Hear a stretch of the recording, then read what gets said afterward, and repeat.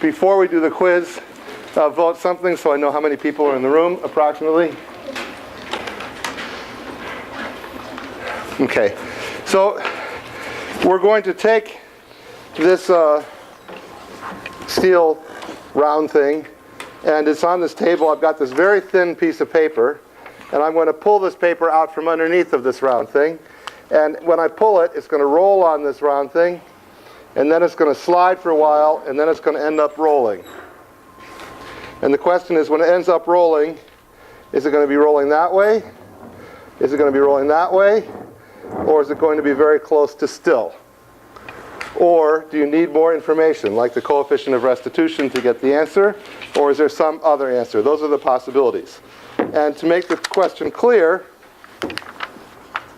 or clear in that it's not clear, when I pull this out, I might pull it so hard that it slides here, and I might not pull it so hard that it slides. I'm not going to tell you whether it slides or rolls. So if you think the answer depends on that, that should be part of your answer. So I'm going to draw a little sketch of that, and you think about it for a minute. It's a no-talking quiz. And I'll reset the counter.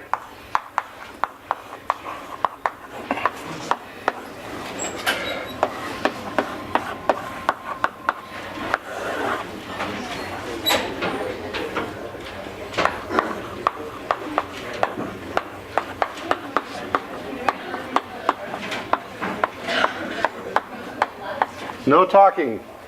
Shh.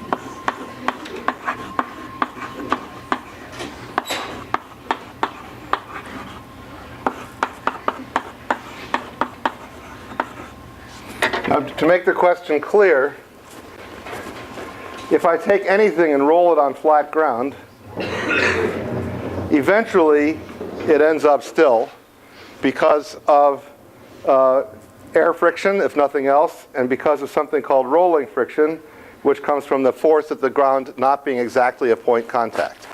So we're not talking about the fact that eventually things that we do not take into account in our simple modeling will cause this to come to a stop.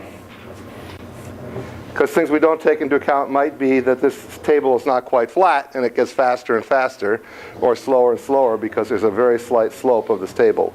We'd like to assume that the table is totally flat, neglect air friction, and assume that the table is hard, this thing is hard, and there's a point contact at the bottom. Okay, any questions about the question? Yes? You said that you weren't going to specify how hard you're going to pull the paper? That's correct. Which of the answers we covered in your choices there? I put it on depends on mu, so we put on, I guess, related to that, for a given f, it depends on mu. We could say depends on mu and f. If I say the f is given, depends on mu, the mu is given, depends on f, it depends on f and mu. Does that answer your question?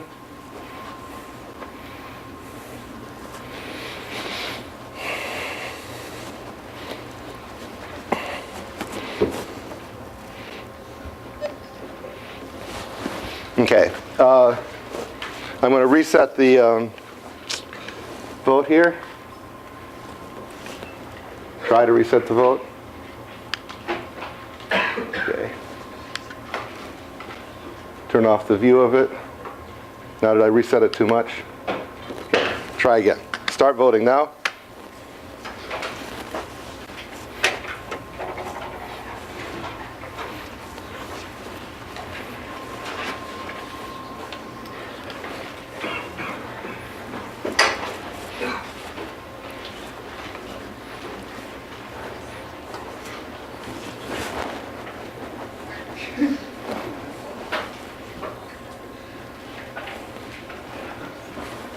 Okay, 5 seconds left to vote.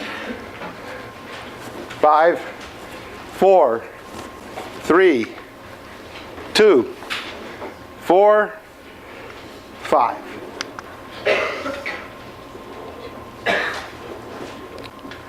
That's counting down and counting up. Okay, let's see how you voted.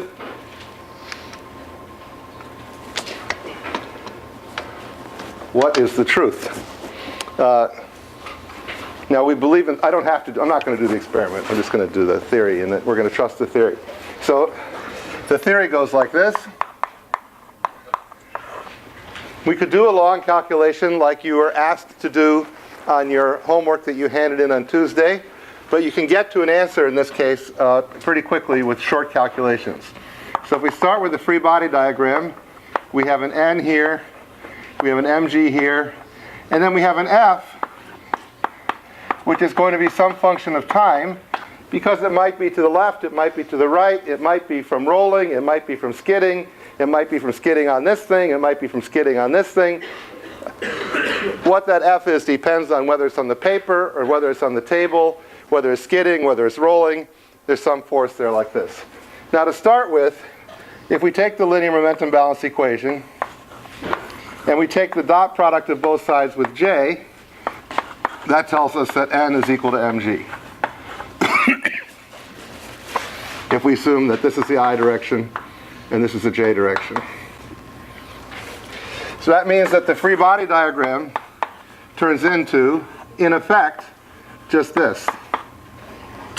These two forces, we can draw them, but they're both the same as each other, and they have no net effect on any equation of motion. The net force of those two forces is 0, and the net moment of those two forces is 0, no matter what reference point we look at, because the line of action of these two forces is the same. If we look at some point over here on the side, say point C, and we take angular momentum balance relative to point C, and then we take the dot product of both sides with K, it tells us that the angular momentum relative to C, dotted with K, which just means the planar angular momentum, is equal to a constant. Because there's no torque on the system, so the rate of change of the angular momentum is 0. But at the start of this problem, before I pull on this, at the initial condition, at start, h with respect to C is equal to 0. So that implies at the end, h with respect to C has to equal 0. Because nothing I do to the system changes the angular momentum relative to that constant to some point C. So if I look at some point here, let's call this point C, and I look at the angular momentum of this thing in this process, the angular momentum only changes, just imagine this is down there, due to this force. If I apply a force in this direction, it accelerates this in this direction, but it also has a rotation. This one causes a positive angular momentum, the translation, relative to this point C, because this point is above point C. And this one causes a negative thumb is pointed angular momentum, and the two have to cancel. So if this thing is moving this direction, it's got to be rotating this way. If it's moving this way, it's got to be rotating that way. And no matter what this force is as a function of time, positive, negative, big, small, sinusoidal, parabolic, stepwise constant, it always has to be at every instant in time that if we know how fast it's going this way, we know how fast it's rotating this way. If we know how fast it's moving this way, we know how fast it's rotating this way, because those two have to cancel, because the net angular momentum always has to be 0. Now the final state is one of pure rolling.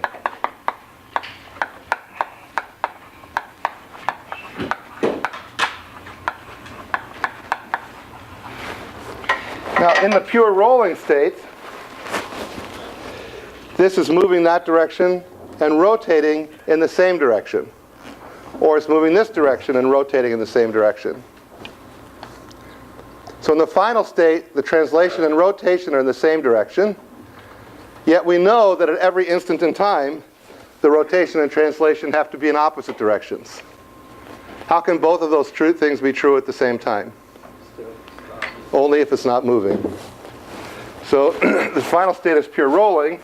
In pure rolling, the rotation and the velocity of g have the same sign.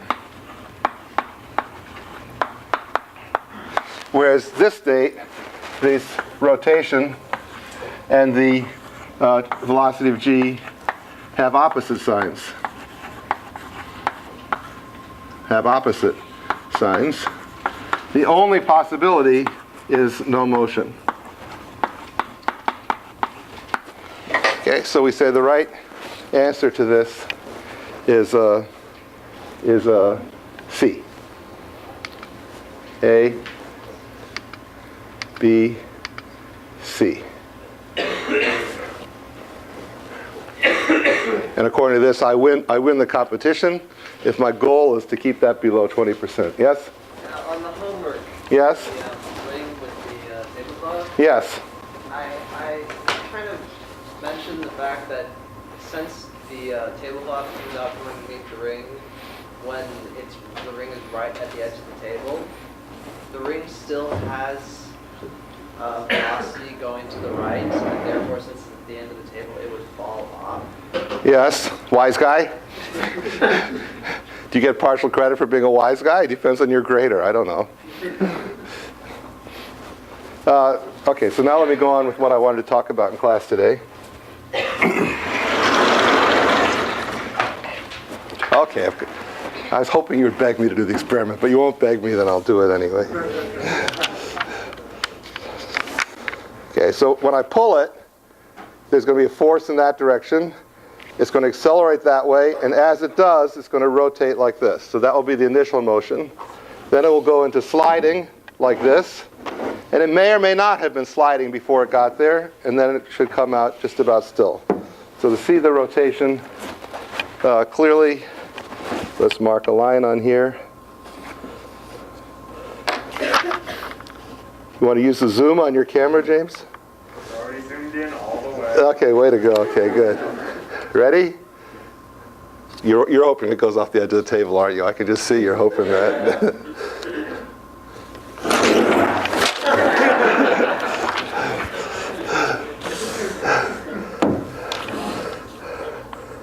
Okay, only one person gets an A on this homework. Okay, ready?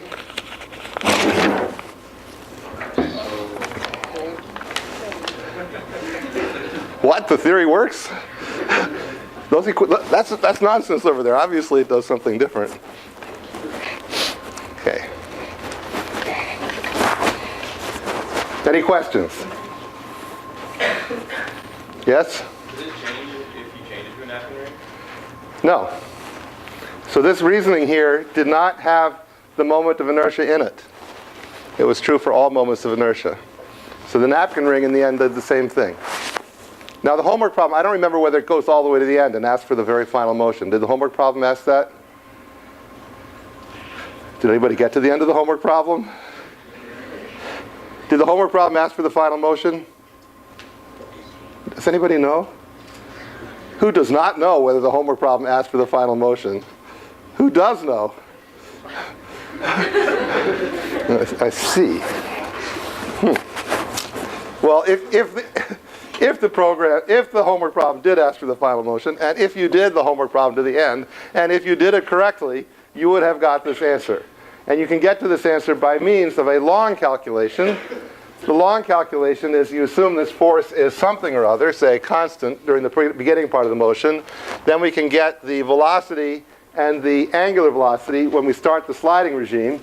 When you're in the sliding regime on the table, we know what the force is, so then we can calculate the velocity, the angular velocity as a function of time, because you can use linear and angular momentum balance to find the rate of change of those things. And then you can plot those as a function of time until you get to the rolling state. When you get to the rolling state, you find out that you get this simple answer.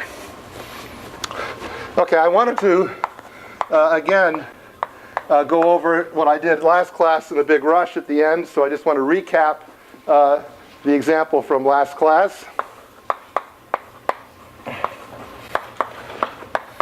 And because I feel bad about the rush at the end. So the problem in the last class was I had this gun, and I put this bullet in this gun. I load it up. I ram it in a small distance so it has something to start with. Then I go over in this position, and then I flick my wrist, and this thing goes relatively fast out and doesn't cause too much damage. 5 cents to somebody who finds that bullet for me after class.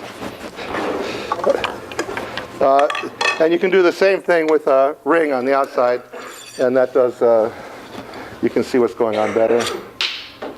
Now that one seemed more effective. What? Not so bad. That one seems more effective. I think the reason it's more effective is that it didn't have to deal with this whole column of air. So that brass one had to suck this air, and it had this, in effect, this dashpot mechanism.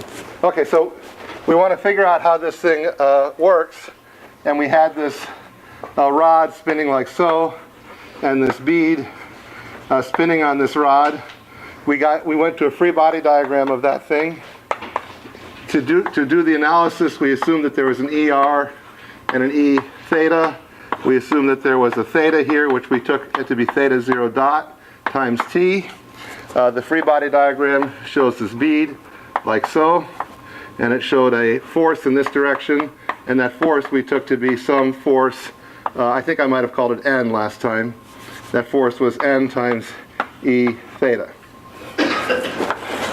When we wrote linear momentum balance for this, we said the sum of forces is equal to the mass times the acceleration. The sum of forces was N E theta, and the mass times acceleration was the mass times this big messy formula, which says that the acceleration has 2 parts, 1 part in the ER direction and 1 part in the E theta direction. The ER direction has this R double dot. That's natural, because even if it's not rotating, it's accelerating out. But even if it has constant radius, it's accelerating in.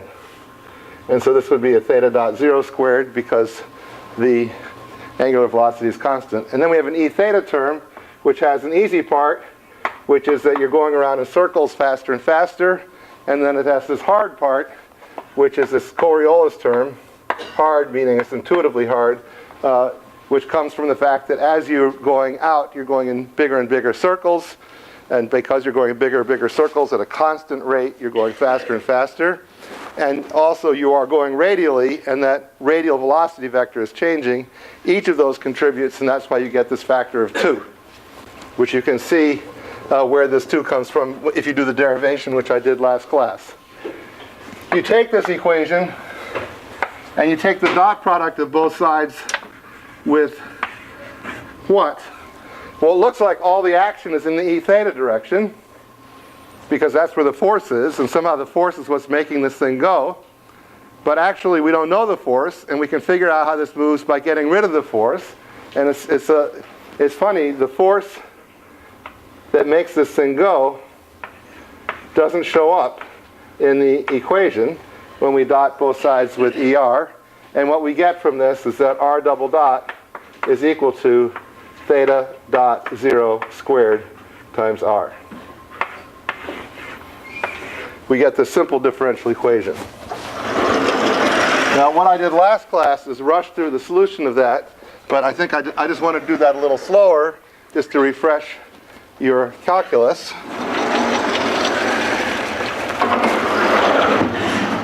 So we have this differential equation, from Math 293 or 2930, which is that r double dot is equal to theta dot 0 squared times r.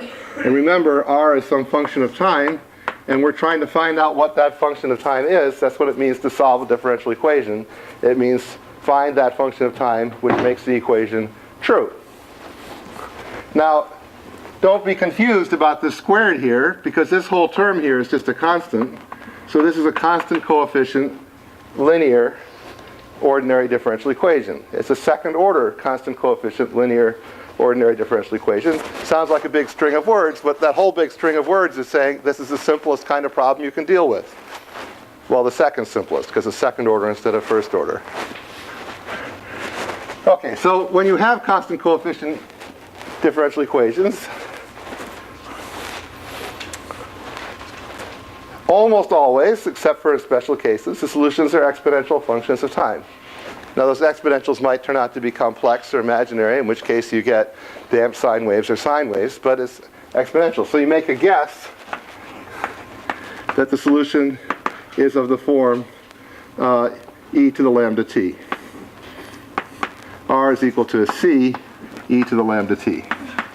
Now, if you plug that guess in, what happens if we differentiate this twice? It gives c lambda squared e to the c lambda squared e to the lambda t on the left-hand side. And on the right-hand side, it gives theta dot 0 squared times c e to the lambda t. So here's our guess with a c in front. Sorry, with the lambda squared in front, because we differentiated twice. And here's our guess, just the way it was, with a theta dot 0 squared in front. This function is never 0, so we can cross it off from both sides of the equation. And it says then that lambda is equal to theta dot 0. Now what about c? C can be anything. It could be 0 or not 0. Whatever it is, we still get a solution. So now we have a solution of the form c e to the lambda t. Now, is that the only solution? Well, c can be anything, so we get a whole family of solutions this way. And I made a mistake. Where's the mistake I made in the calculation? Somebody who doesn't answer questions all the time? Should be plus or minus. It should be plus or minus. Why is that? Because really what we know is that lambda squared is theta dot 0 squared, which means that lambda is equal to plus or minus theta dot 0. So it means we have r of t equals this, or it's this. Put a theta dot 0 here, theta dot 0 here.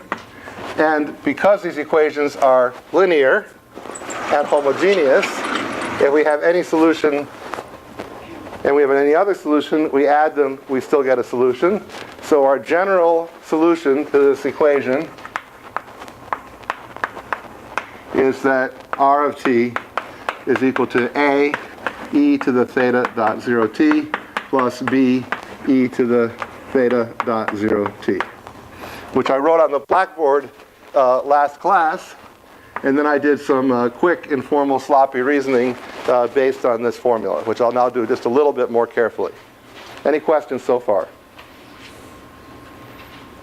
Okay, now this is, in terms of what's a basic skill in this class and what's an advanced skill.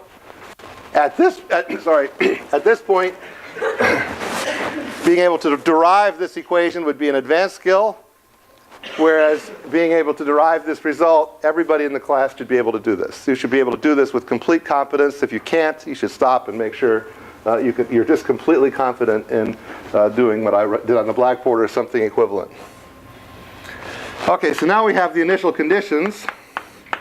What are the initial conditions? The initial conditions is that theta 0 is equal to 0.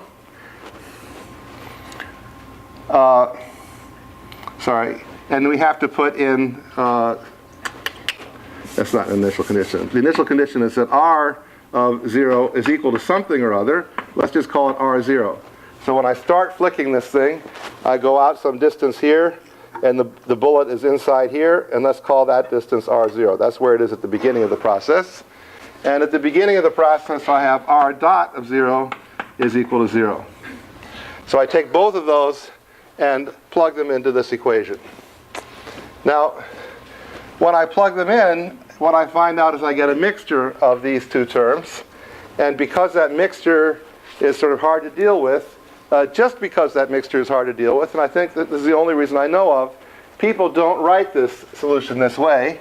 They write the solution a different way, which is they write it as c times hyperbolic cosine of theta dot 0t plus d times hyperbolic sine of theta 0t. And what are these two functions? This one is e to the theta 0t plus e to the minus theta 0t divided by 2. And this one is e to the theta 0 dot dot dot t minus e to the theta dot 0t divided by 2. So these things, hyperbolic cosine, hyperbolic sine, are just linear combinations of these exponential functions. Why do we plug these things in this way? Is because at time equals 0, this thing is 1. At time equals 0, this thing is 0. So when we plug in this initial condition that r dot of 0 is equal to 0, r dot of 0 is equal to 0, let's look at what happens when we differentiate this. When we differentiate this hyperbolic sine, we get hyperbolic cosine. So the initial velocity has this term in it. When we differentiate hyperbolic cosine, the initial velocity has 0 in it at time equals 0. It tells us that this d term is equal to 0. And if you didn't follow what I said, do it in paper, pencil and paper yourself. What does it tell us that r of 0 is equal to 0? R of 0 is equal to r0, sorry. Tells us that this c term is equal to r0. So the whole solution of the differential equation is that r of t is equal to r0 times e to the theta dot 0 t plus e to the minus theta dot 0 t divided by 2.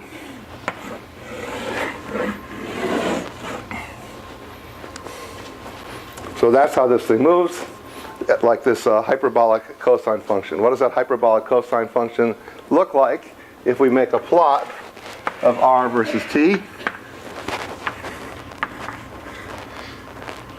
If we start out here at 0, it's got to have this initial value of r equals 0, and it's got to start out with the slope of 0.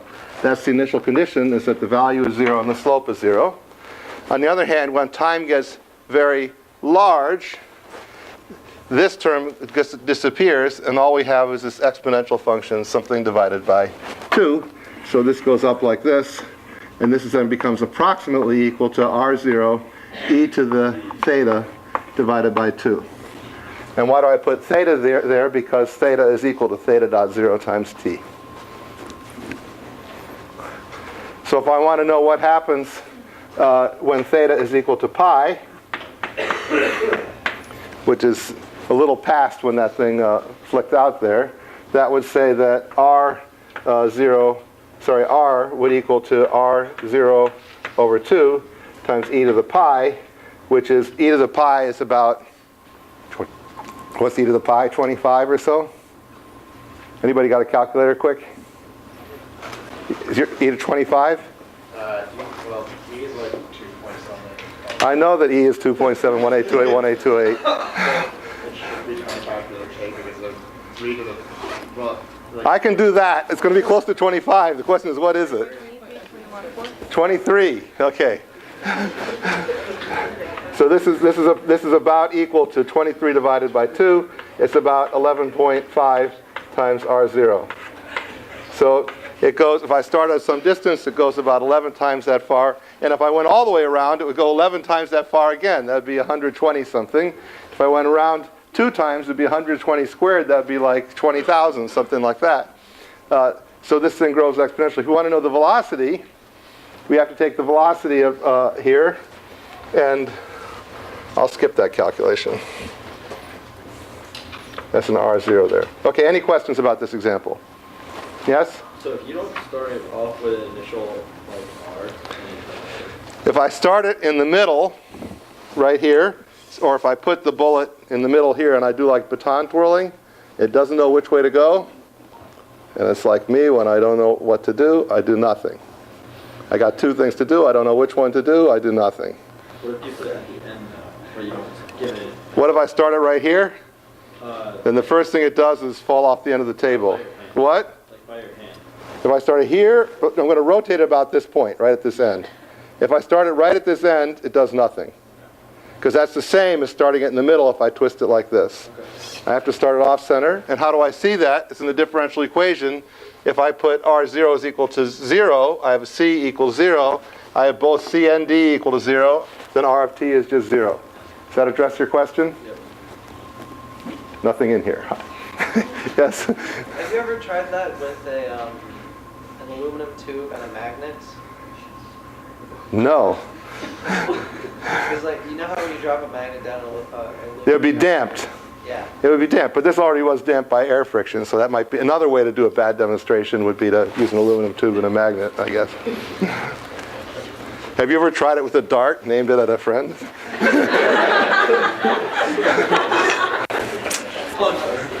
Okay.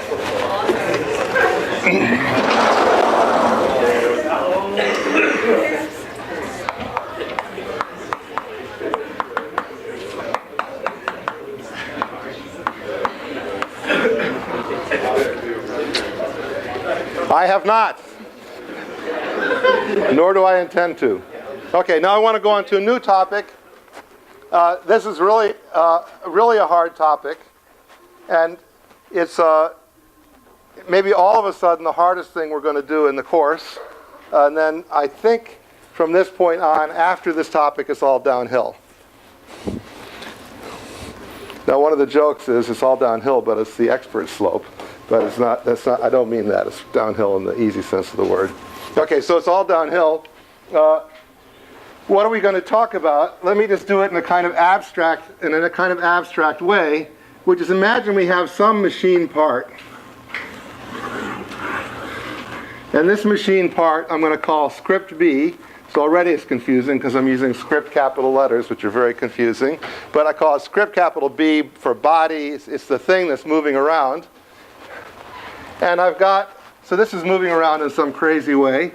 It's got some reference point on it, which might be the center of mass, but it might just be some reference point like where some bearing is on this thing. Because maybe this wing is moving around because it's connected to other machine parts, and we're interested in analyzing machine parts. And I've got my basic fixed reference frame down here that has x and y, and associated with it I and j, and some origin over here, O, which is different from O prime, and I'm going to call this the fixed reference frame. So this is really confusing. I've got two script capital letters. Now, so far, we've been paying attention to how this whole thing moves, and we know how this point moves because, let's say, we know how it moves. And if I draw another point over here, and I know how this one moves, and I know how this one's rotating, I know how this one moves too, because I know that for any 2 points on one rigid object, they just go in circles around each other. So if I knew the motion of this point, and I knew how fast this was rotating and what its angular acceleration was, I could figure out the acceleration of this point. Now what I'd like to do is make this confusing. And I'm going to put new coordinate systems on this, which are x prime and y prime, and new base vectors on here, which are I prime and j prime. And I'm going to keep track of some point here. And this is going to be my point of interest, my point P here. And this is going to have some position, which is RP with respect to O prime. And what we're really interested in is this thing, which is RP with respect to O.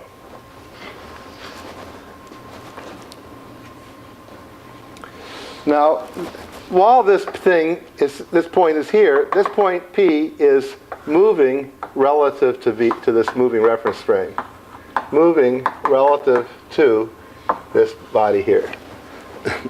So In the end, we want to think about machine parts and so on, but so that we don't have the picture all cluttered with machine parts, you can think of this just one part, and this one other thing, which is maybe also machine parts that are connected here and there. But to keep it simple, let's just think of this as a bug, which is crawling around on this machine part. Now, as it crawls around, we can keep track of its position because we can keep track of its x prime coordinate and we can keep track of its y prime coordinate.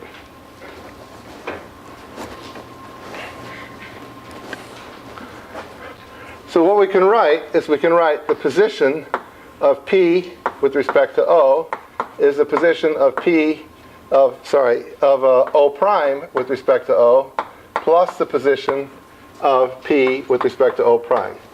That says that this vector is this one plus this one. So far so good. Nothing that confusing. This thing, we can call it XOI plus O prime J. So we're going to keep track of the location of this point using this coordinate system. And now we get to the confusing part, which is that we're going to keep track of the position of this P with respect to O prime. We're going to keep track of it using the rotating coordinate system. So this one formula has in it two different bases, which you shouldn't have too much trouble with because we've done lots of problems where we mix I and J in polar coordinates. Now we're mixing I and J and I prime and J prime. Now, to make this fully confusing, I have to erase the board. Okay, so just while you get that picture in your head, what we have is that the I and J, the x and y coordinate systems are fixed. They're Newtonian reference frame. And the I prime and J prime and the x prime and y prime are fixed on that object, but that object is moving around. So when we look at that position vector, it's got components which change in time. X changes in time and y changes in time. It's got base vectors which change in time also. So I and J are fixed, but I prime and J prime change in time. So if we want to calculate the velocity of that point P, when we differentiate the position vector, we have to differentiate the I prime and J prime vectors. And then we get a complicated formula for the velocity. And if we want to know the acceleration of that point P, which is ultimately what we need for the laws of mechanics, we have to take the derivative of I prime and J prime again when we calculate the acceleration by differentiating the velocity. So I want to start that process. I'm not going to do the whole derivation. I'm just going to start it and then show you what the result is. Okay, after the blackboard dries.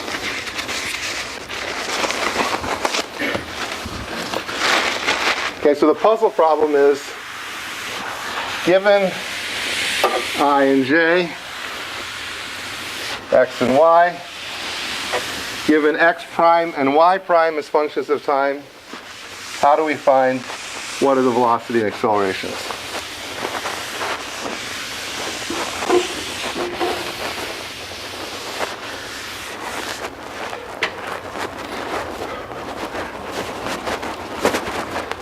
So one way we could do it is to try to write explicit formulas where we kept track of theta as a function of time. So we have theta as a function of time. Therefore, these two things change with time, as well as these two things. All these things change with time.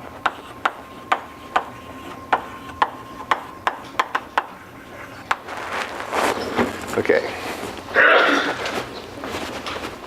So one approach, which is sort of the longhand approach, and there's nothing wrong with it, is to try to just write everything in terms of x and y. Approach number one goes like this. It says I prime, we can write in terms of x and y. How does it go? I prime is equal to cosine theta I plus sine theta j. J prime is equal to cosine theta j minus sine theta I. And then that implies that we can write r of t is equal to x0 I plus y. This is 0 prime with respect to 0, y 0 prime with respect to 0j. That was the first term, plus, and then we put, wherever we had x prime, we get to multiply it by I prime, which is this cosine theta I plus sine theta j.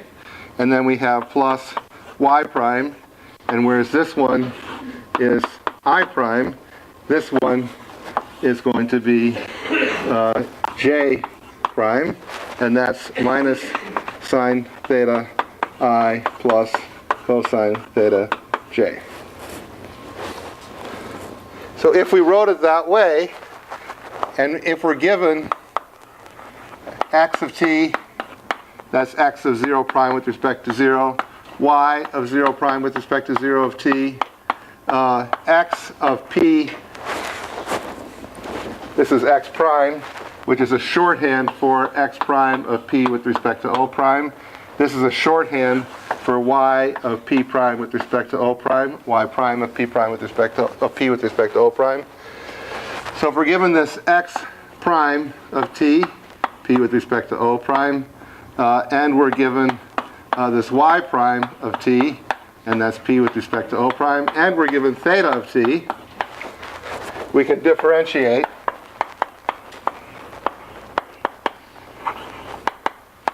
to get velocity of p, and then we can differentiate again to get the acceleration of p. Okay, lots of cosines and sines. You have homework due coming up? Okay. Do you want help with the homework? Not now. Okay. We can, it's a linear algebra. Yeah. Oh, getting exam. What's the subject? Material. 2250, I see. Okay. It's better than what I did. When I went to college, I slept through every class. So at least he's using the time productively. It's one step better than what I did. Okay. And I'm not kidding. This is a mess. So this is approach one we're not going to use. It's a good approach when you're on the computers. There's nothing wrong with it. We want some kind of shortcut.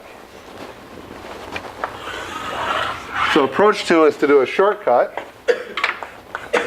And I want to show you the result of the shortcut,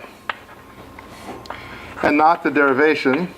The derivation's in the book. I think you can't really appreciate the derivation until you see sort of what the whole thing's about. So what we're going to do is we're going to define a few symbols, and then we're going to write the shortcut in terms of those symbols. So we're going to define something which is called the velocity of p with respect to the moving frame.